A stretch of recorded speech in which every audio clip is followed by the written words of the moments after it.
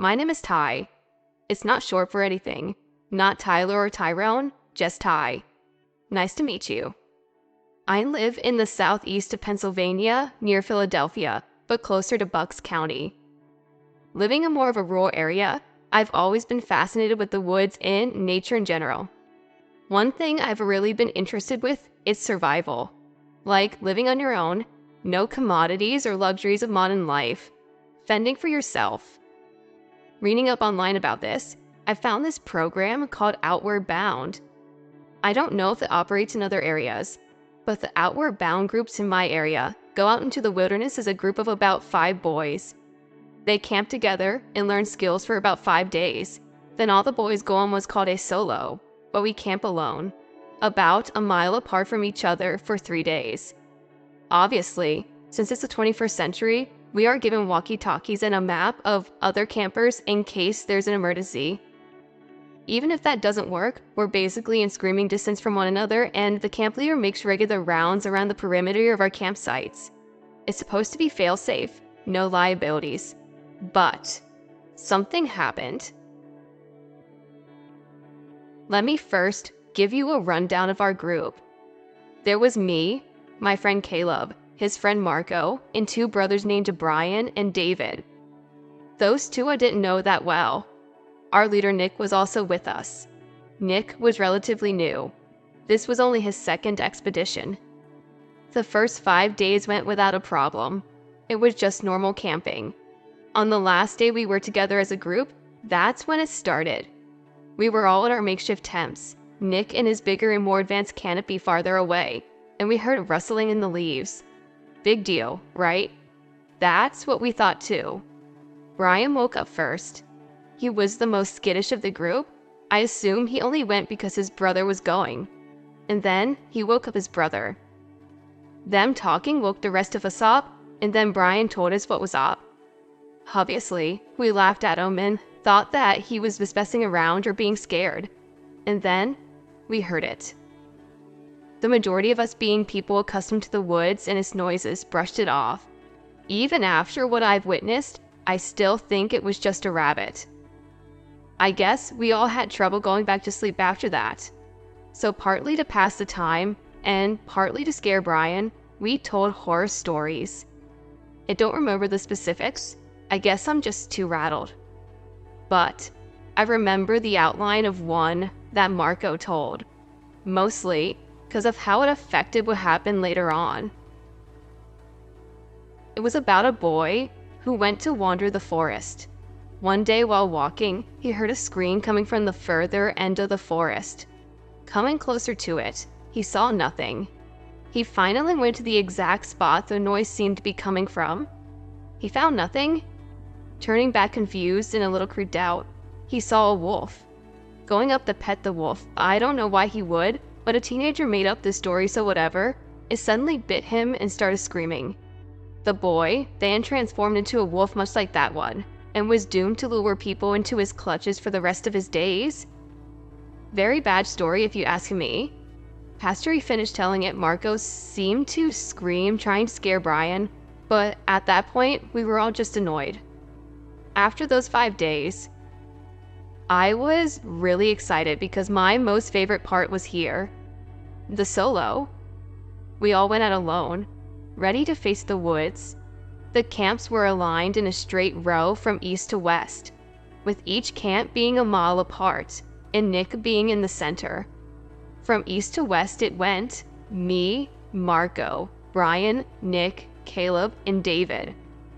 The first day was one of the best days of my life, despite what happened that night and morning.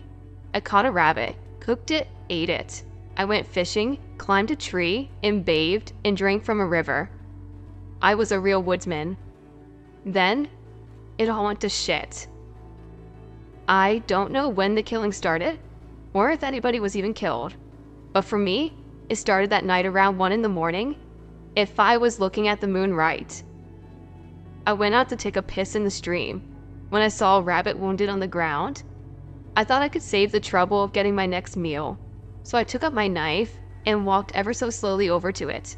Knife in hand, I creeped over it until I could hear it breathing and plunged my knife down then felt on my lower leg.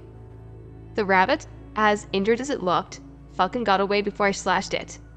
Luckily for me, I didn't stab myself directly in the leg. I just cut it on the side.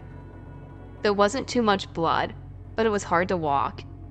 I kind of semi-crawled back to the campsite and radioed Nick. No response. Shit. I had disinfectant with me. I'm not an animal, and the cut wasn't deep, so I knew I wouldn't die or anything. It didn't look like it needed stitches either, so I decided just to wait until morning. I assumed Nick was probably just asleep. I didn't bother radioing the other guys. They couldn't help me. I decided to go to sleep, so I turned my walkie off, another dumbass horror movie on my part. As I tried drifting to sleep, I was awakened by a scream, and I instantly recognized it. It was Marco. And guys, I know you'll be angry and annoyed when I tell you what I did when I heard that scream. I did nothing. But let me explain. Maybe it was my sleepiness or my wound, but I did not think it was a real scream. I thought that since Marco's tent was right near Brian's and that he was trying to scare Brian or something. It was a shitty move, I know, but I couldn't have helped him anyway. I was no condition to run a mile to go get him, and neither was Brian, because Brian was either scared or Brian was dead. I really don't know at this point. About an hour later, I was still awake.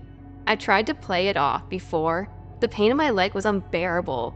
The wound was screaming, and I couldn't deal with it. It was hell. I knew I wasn't going to die or anything, but I couldn't stand the pain at this point. Again, maybe it was the sleep deprivation or the pain, but I decided to go to Nick's camp. I knew he had painkillers in case of an emergency.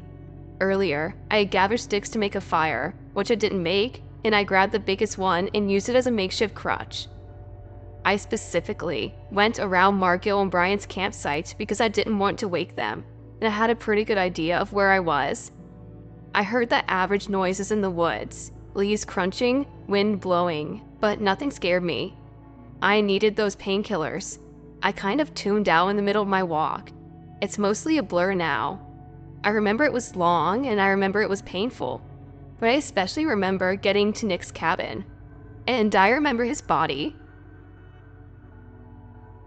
The funny thing is, I saw the painkillers first.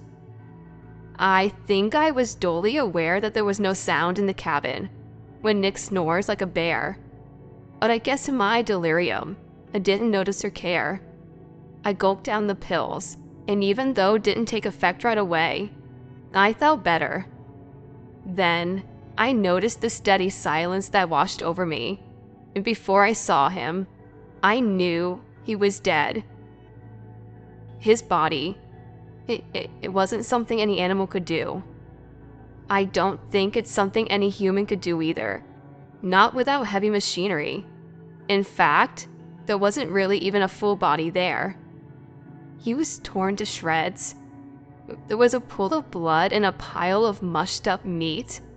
Like if you've ever had made meatloaf. He looked like the meatloaf mix with the milk, eggs, and raw meat all mixed together by hand. He'd look like human jello. Not screaming, not even feeling that panicked, I just stared at his body for a few minutes. Then I realized I needed to get the fuck out of there. I wasn't close to Nick. There was no time for mourning. I wasn't really close to any of these people. The closest thing I had to a friend was Caleb, and we only met in the training program. I'm a survivalist, so that's what I did. I survived. Call me an asshole, but I needed to get out of there. Quickly thinking, I took Nick's radio, flicked it on. I heard David's voice screaming for, "Please help, oh God, please help, it's coming, please help, oh shit, please no." I flicked it on to a different channel while scouring the woods. If it hit Marco, and it's on to David, it's moving west, I thought. I immediately flicked on to an emergency frequency and told them where I am. I moved east, that's all I remember. Like my trip to Nick's, it's all a blur. Everything is. First, I was heading east, then I was in a police cruiser, and then I told them what happened, not holding back, but I should have. They told me they would contact my parents. I guess that's the end. Do what you want with this story. Brush It Off is a nice little horror story